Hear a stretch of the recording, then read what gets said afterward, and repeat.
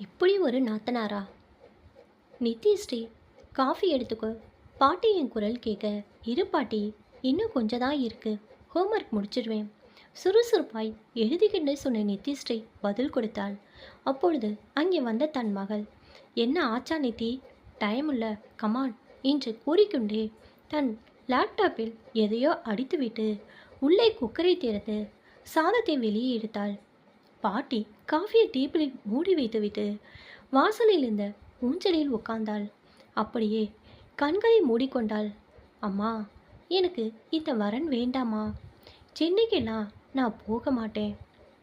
அங்கே போனால் எல்லாமே புதுசாக இருக்கும். எனக்கு சரிப்பட்டு வராது. விடு என்ன. கை கூப்பி நின்ற தன் ஒரே மகள் சரஸ்வதியின் தலையை ஆதரவாய் கோதிவிட்டபடி, என்னடி இது சரசா, இப்படி சொல்கிற? அம்மா, நான் இங்கே தமிழ் மீடியத்தை படித்தவ. அந்த மாப்பிள்ளை தங்க என்கிட்ட இங்கிலீஷ்லேயே பேசுகிறா. என்னால் முடியாதுமா. வேண்டாம். நம்ம ஊர்லே நல்ல மாப்பிள்ளையா பாரு. குழந்தைத்தனமாய் பேசிய மகள் ஏதோ விளையாட்டாக பேசுவதாய் நினைத்த அம்மா, பொடி மகளே, நான் 5ஆம் கிளாஸ் கூட படிக்கலை. ஏதோ ஒரு குக் கிராமம். உங்கள் அப்பா அப்போவே டெப்டி கலெக்டர். நாங்கள் சந்தோஷமாக இல்லை?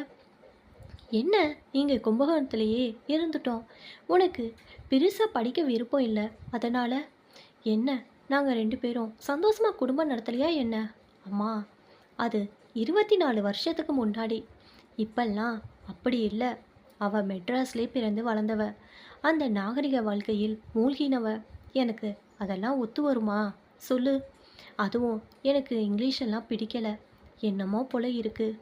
பிடி கொடுக்காமல் பேசினாள் சரஸ்வதி. 2 நாள் போகட்டும், அப்புறம் பேசலாம் சொல்லிவிட்டு அம்மா கோவிலிற்கு சென்றாள். மா, இவன் கும்பகோணம் போயிட்டு வந்ததுலேருந்து ஏதோ மாதிரி இருக்கிறான். ஏ, லவ் தானே? அவன் என்ன அவ்வளோ அழகா? நான் இங்கிலீஷில் பேசினா முழிக்கிறா. இங்கே வந்தா எப்படி சமாளிப்பா? சும்மா இருடி, ஆதர அதிக பிரசங்க. நீ சொல்லுடா அபிஷேக், உனக்கு பிடிச்சிருக்கா? அதுதான் எங்களுக்கு வேண்டும். அம்மா கனிவோடு பேசியது மனதிற்கு ரொம்பவும் இதமாய் உணர்ந்தான். கொஞ்சம் டைம் வேணுமா? நாளைக்கு சொல்கிறேனே. இயல்பாய் பேசிய மகனின் தலையை ஆசையோடு தடவி கொடுத்தாள் அம்மா. அதெல்லாம் கொடுக்க முடியாதுன்னா, இப்போவே சொல்லு. பிடிச்சிருக்கா இல்லையா? எனக்கு ரொம்ப பிடிச்சிருக்கு. அவளோட simplicity, innocence amazing. She is super. டே, சரின்னு சொல்லு. இங்கே வந்துட்டா நான் பார்த்துக்கிறேன். விகடித்தனமாகவும் பாசமாகவும் பேசிய தங்கையை பெருமிதமாய் பார்த்தான் அபிஷேக். பிரிச்சிருக்கடி, போதுமா? சிரித்து கொண்டே சொன்ன அபிஷேக் தன் அறைக்கு சென்றான். துள்ளி குதித்தாள் ஆதிரா. நமஸ்காரம். நான் கும்பகோணத்துலேருந்து சரஸ்வதி அப்பா பேசுகிறேன். எல்லோரும் சௌக்கியமா? நீங்கள் ஆற்றுக்கு வந்துட்டு போனதுலேருந்து என் ஆத்துக்காரிக்கு கையும் ஓடலை, காலும் ஓடலை. அவள் தான் கல்யாண பின்னாட்டம் துள்ளி குதிக்கிறா. எல்லாம் சரியாக இருக்குது. ஆனால் என் பொண்ணு சரஸ்வதி ஏனோ ரொம்ப பயப்படுறா. சென்னையில் குடுத்தனம் நடத்த என்ன ஒரு பாக்கியம் இருந்தால் அந்த பெரு நகரத்திலே உலாவர வாய்ப்பு வரும். நானும் 30 வருஷமாக அலையிறேன், முடியலை. எவ்வளவோ எடுத்துக்குறியும் புரிஞ்சுக்க மாட்டேங்கிறா. கட்டாயப்படுத்த முடியலை. மனசை அடிச்சுக்கிறது எங்களுக்கு என்ன பண்ணுறதுன்னு தெரில சார். உங்கள் புள்ள எங்கள் ஆற்று மாப்பிள்ளையாக வர நாங்கள் கொடுத்து வச்சுருக்கணும். கொஞ்சம் அவகாசம் கொடுங்க. பகத் சங்கல்பம். நானே பேசின்னு இருக்கேன், உங்கள் அபிப்பிராயத்தை சொல்லலையே. 100 ஆயுசு சுவாமின். உங்களுக்கு கொஞ்ச நேரத்துக்கு முன்னாடி தான் உங்களுடன் பேசணும்னு நினச்சேன். நீங்களே பேசிட்டீங்க. ஆனால் நீங்கள் சொல்கிறத நாங்கள் கொஞ்சம் கூட எதிர்பார்க்கல. சரி, பார்ப்போம் பிராப்தம் எப்படின்னு ஆற்றுல பேசிட்டு அப்புறம் ஃபோன் பண்ணுறேன். நீங்கள் ஒன்றும் வருத்தப்படாதீங்க. ஃபோனை வைத்துவிட்டு திரும்பவும் அங்கே தன் மகள் வந்து நிற்கவும் சரியாக இருந்தது. யாருப்பா? கும்பகோணத்தில் இருந்தா? அம்மா, ஸ்வீட் பண்ணு.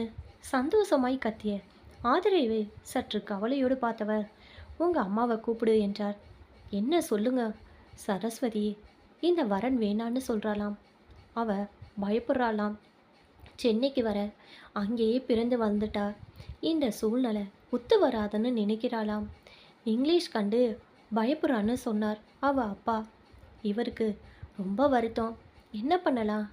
அம்மா, அதெல்லாம் முடியாது. நீ வா, நாம போய் பேசிட்டு வரலாம். சீக்கிரம். மகள் பிடிவாதம் ஆரம்பிக்க அபிஷேக் அது சரி என்று ஒப்புக்கொண்டான். காரில் அம்மாவும் மகளும் கிளம்பினார். சரஸ்வதி எங்க?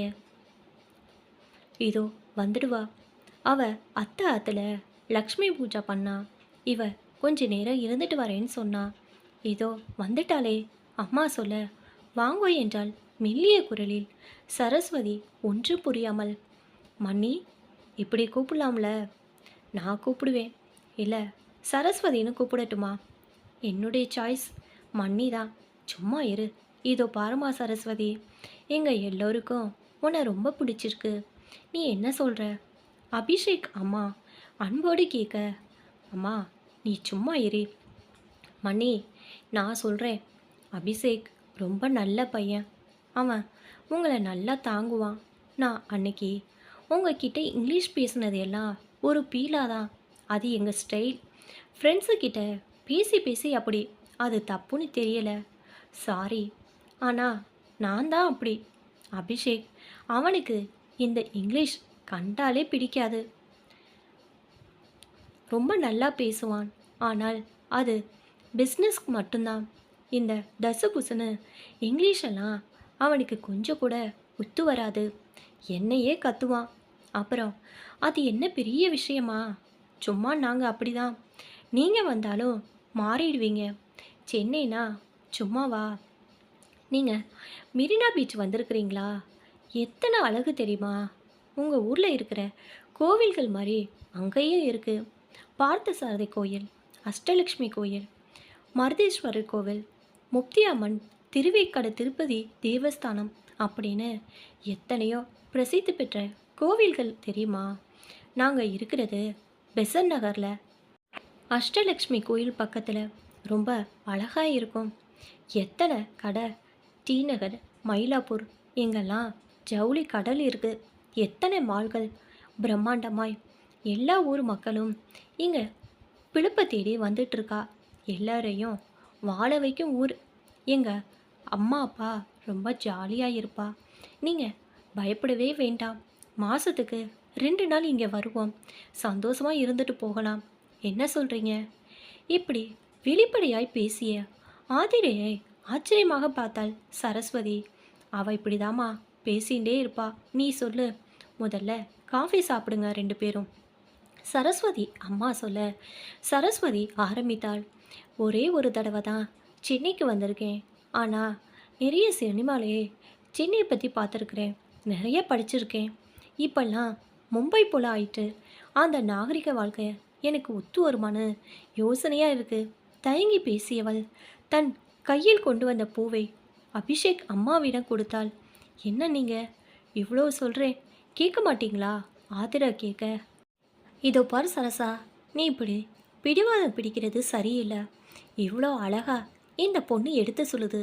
நீ திரும்பவும் சொன்னதையே சொல்லிட்டு இருந்தா என்ன அர்த்தம்? முதல்ல உங்கள் அப்பாவுக்கு ஃபோன் பண்ணி வர சொல்லு. அம்மா சற்று கோபத்துடன் சொல்ல ஃபோன் செய்து அப்பாவிடம் விஷயத்தை சொன்னாள் சரஸ்வதி. 10 நிமிடங்கள் பின்பக்கம் சென்று அமர்ந்தாள் சரஸ்வதி. பின்பு அம்மாவிடம் சென்று, எனக்கு கொஞ்சம் அவகாசம் கொடுமா என்று கெஞ்சுவது போல் கேட்க, நாங்கள் கிளம்புறோம். நீ யோசித்து பதில் சொல்லு. ஒன்றும் கட்டாயம் இல்லை. அபிஷேக் அம்மா சொல்ல இருவரும் கிளப்பினர். அம்மா எங்கே இருக்க? கேட்டுக்கொண்டே வந்த சரஸ்வதி ஃபோன் அடிக்க, yes, will do it, call you later. அழகை பேசியவளே பிரமிப்போடு பார்த்து பூரித்து போனாள் அம்மா. ஊஞ்சலில் அம்மாவோடு தானும் உட்கார்ந்து ஆடிய சரஸ்வதி, என்ன ஒரே யோசனை, எப்போ ஊருக்கு போகலானா? இல்லடி, உன்னை பெண் பார்த்துட்டு போன வைபவத்தை நினைத்து பார்த்தேன். அம்மா, இந்த ஆதிராவிக்கு தான் தேங்க்ஸ் சொல்லணும். அத்தனை பாசம் என் மேலே. இப்போ கூட சமத்து சொல்லிக்கொண்டே அம்மாவை கட்டி கொண்டாள் சரஸ்வதி. இன்று அபிஷேக் நடத்தும் கம்ப்யூட்டர் கோச்சிங் சென்டரின் நிர்வாகி.